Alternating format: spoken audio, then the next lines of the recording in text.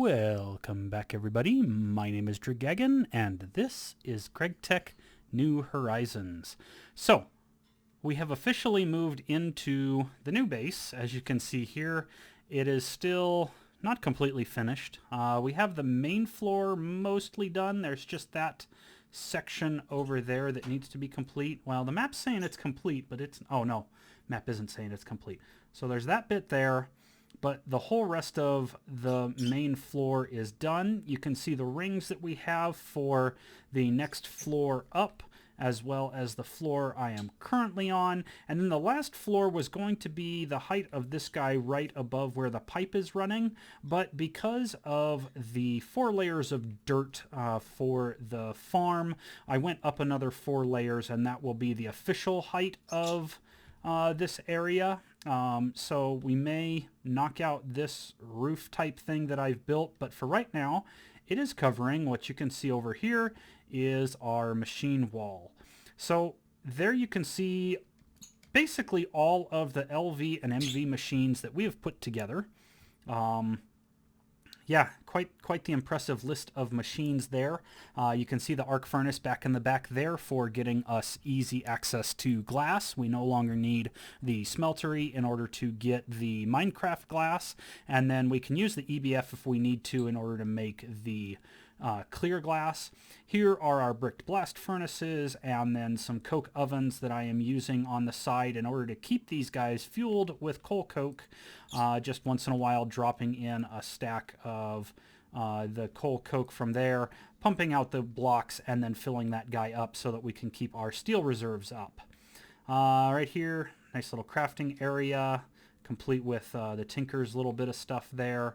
Up here, so this is what I was talking about before. This is the tree growth simulator. Now, the problem with the tree growth simulator is that I found out that due to some time constraints and everything, the logic for this guy is going to be disabled. So while you can build it, when the next release does come out, which may or may not be by the time this video gets out, this guy, it'll just sit there. I don't know if it'll even use power, but I know it won't produce anything.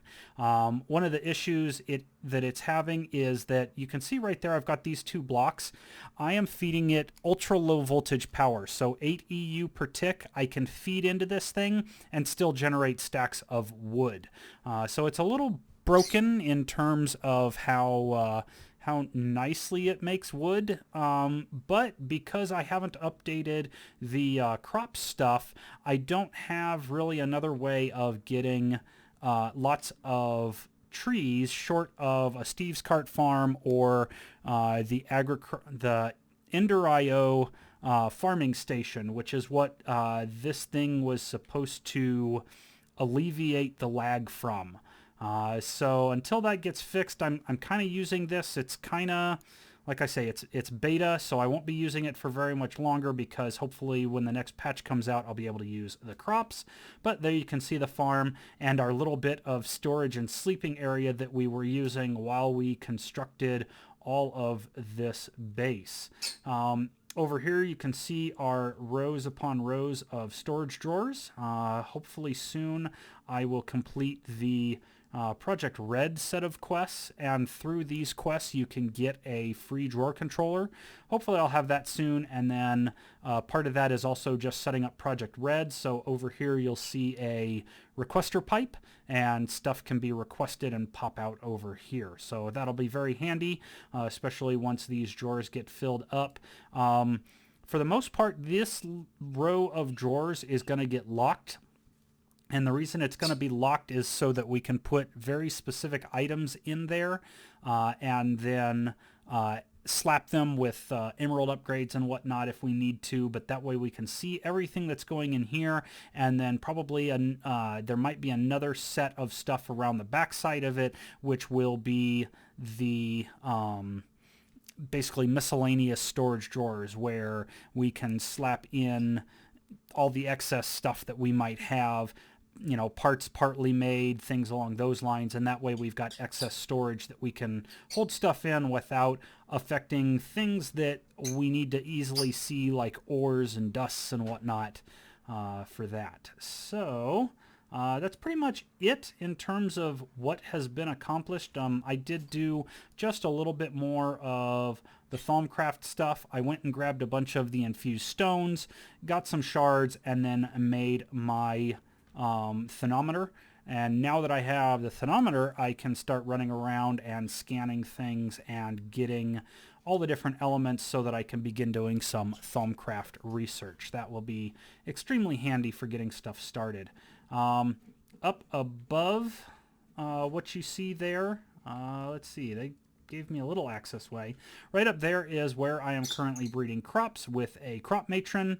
I got some Argentia, which I've duplicated once. I've got the sugar beets, which I've duplicated once. Sugar beets are a good source of, what is it, carbon and oxygen, I think is what it's good for. Anyway, it's a very handy crop to have either way. But this is going to be the ultimate farm. I've started adding in, let me just hop down here real quick. I've started adding in the water sources. I've got all the water sources added. The only problem that we have right now is the lack of dirt. So you can see I've got some of the farmland started, but I'm missing quite a bit of the dirt necessary in order to get this guy fully filled in. On top of that, I also don't have the stone blocks underneath for the farm to actually consider itself a farm, so that whole thing is going to get wrapped in blocks. But in any case, we are finally officially moved into our new base. We brought over almost everything. I want to say there's like, I don't know, 10 or 12 chests that are over in the old base over there. So eventually I'll get those moved. But right now my goal is to make 4 trash cans, 9 fluid extractors, and those 9 fluid extractors will power this one turbo gas turbine with benzene. So right now I'm just kind of stockpiling it so that as I run it, it'll run for a while. But the idea in the end is to have enough fluid extractors up here to handle powering that guy all by itself 24/7 with no extra input or difficulty there. So yeah, you can see the base is shaping up. That inner ring is actually just a couple of blocks inside, so it's not going to be one giant wall. We'll actually have, what do they call those things? There's a word for the things that you do, kind of like what you see on the, what's it called, on the Star Destroyers and on the Death Star, where you have just little juttings and little other things stuck out, but that way it's not just one straight wall of cobble or otherwise. It'll actually have a little bit of texture here on the outside. These guys that are jutting out are only here because I like to use the 5 in a cross torch pattern. And so I needed those extra blocks stuck out there. Otherwise, there was like one spot where there was not enough light right there. And so, yeah, not looking too bad. I am going to get cracking on some of the rest of the stuff. Hopefully start organizing this mess because, as you can see, I just grabbed the ones from the old base and just started running it across. One of the guys in the Discord channel, Samsa, had a nice little graph where he was showing, you have like a set of 5, 6 tall for ores, and then another one for crushed ores, and then another one for miscellaneous stuff. He's got a nice layout. I think I'm stealing that design, and the birds apparently are agreeing with me. Yeah, going to start doing that stuff and just getting things set up in general so that we can make a full-time base out of this. So I'll see you back here in a bit.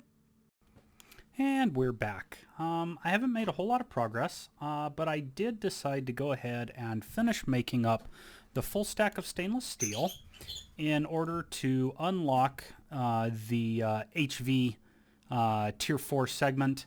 I went ahead and created this first block here, which is just your typical machine hull. But I have not gone to the task of making all of the different "you're gonna hate this" items for this tier. But what I did decide to do was to go out of my way and get the parts necessary to make the macerator. So right here I have my diamond grinding head. Over here I have 2 motors, and one of those motors I have put together along with the pieces and parts in order to make the piston. Not that that will count towards what I'm trying to make there, but having the piston handy, whoops, is nice for getting the macerator done. Now, the reason I rushed this macerator rather than worrying about doing that stuff, I've only got a limited number of the HV chips, and I wanted to make sure that I got this guy built rather than having to worry about making this robot arm, which is going to chew up one of my HV chips, and I can just take it off later on once I get to the quest. Now, the interesting thing about the universal macerator is that if we look at most of the ores, do I have any ores in here? I don't. Let's just come over here real quick. I guess I could have had that prepared. In here, we've got all these crushed pieces here. If we look at how we make them, a lot of this stuff comes from the pulverizer, and it's just crushed. Now, if you click on it, you'll see there's 16,000 different recipes. I like to click backwards through the recipes and see what stuff you can't crush in the macerator at full power. Hopefully there's not too many of those. There's HV. There's MV. So MV is a lot of the stones from other planets. There is half an amp. Still more of those. Some crushed strange ore. That's stuff from, I think, yeah, GT++. Those recipes are a little under half an amp of MV. I don't know how many of these there are. See if there's anything. Yeah, still a lot of those things. But for the most part, the ores that we're looking at currently, which are our nether ores, our twilight forest ores, and our overworld ores, as well as hopefully I believe it's a vast majority of the ores for like the moon and Mars and things like that. A lot of these guys, they just take, plain old 2 amps. Now, 2 amps at HV power in a macerator, or sorry, 2 EU per tick, because this can be run in LV, when you move it up to HV or MV, you multiply it by 4 to get 8. Move it up to HV, you multiply that 8 by 4 again to get 32. And so for the most part, our ores, like the calcite ores and so on, you can macerate by actually just hooking it into your plain old LV line.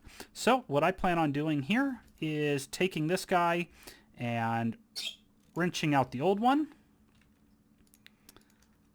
slapping in the new one, and now that it's powered up, I can put in plain old LV power.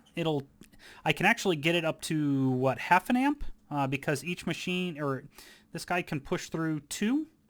So I might actually be able to get all the way up to a few other recipes just by having it up in here.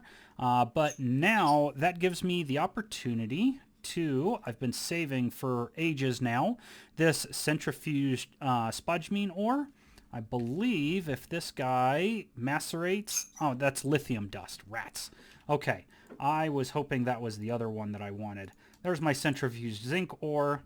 I don't have nearly as much of that, but if we pulverize it, a 10% chance at gallium dust. So I've got 9 of those guys in there, and I will go ahead and take this opportunity to try and, to try and get some gallium dust to output over here. So there's some zinc. Hopefully one of these guys will give me 1 thing of gallium, and that will, like I say, vastly improve the amount of gallium that I can get by pulverizing. It actually doesn't look like it wants to play nice for me right now. We'll see. There's 6. I still have 3 more to go. There's one. So there's some of the gallium dust. And so that 10% chance vastly improves the amount of gallium that I can hope to get. In any case, not much else going on. I don't know if I showed off that setup up over there in the end of the last video or not. I've got enough of the LV extractors to produce benzene to get this guy filled up pretty well and to run the EBF. I did run into a minor problem. If you count the number of spots, this guy right here should be inputting 120 EU every time, but because of the distance and then going into a battery buffer and then from the battery buffer into this MV energy hatch, these batteries lose a little bit of power over time, and I can only smelt about 16 items at a time before I have to make it stop and let it take a break because it just cannot keep up with the power. So in any case, getting this guy, like I say, huge benefit there. Now I have that HV macerator. I can start taking a look at macerating all of my ores over here and getting their byproducts. In addition, I can now really start to focus on some of this other stuff. I need a bit faster pipe for that guy. The bronze pipe just isn't quite cutting it up there. I want to get started in Project Red, and part of Project Red is to get the circuit automation set up. Otherwise, I've just kind of been playing around all the way up here, trying to breed a couple of crops. I've got some corpse plant now that I'm going to work on to try and get the Zom plant in order to get to Fertilia. And then up here I have a little bit of Argentia, still trying to duplicate my sugar beet, and I had a little snafu with weeds here, and then same thing happened over here. I finally duplicated the Saphirum, but I forgot about this guy, and it ended up turning into weeds, and then it took over my Saphirum plant. So I need to take a little bit better care of my plants up here, and then I still need to work on that big mess over there, finish filling out all of that dirt in order to get that farmland ready for actual use. So anyway, I'm going to go ahead and call this video good here. You can see the storage drawers taking shape. I've got 100 or so storage drawers still in there, so I can start to fill this up. And then as I get through the Project Red stuff, I will get that storage drawer controller, which I'm looking forward to. In any case, I'm going to call this video good. We shall see you in the next video. Till then.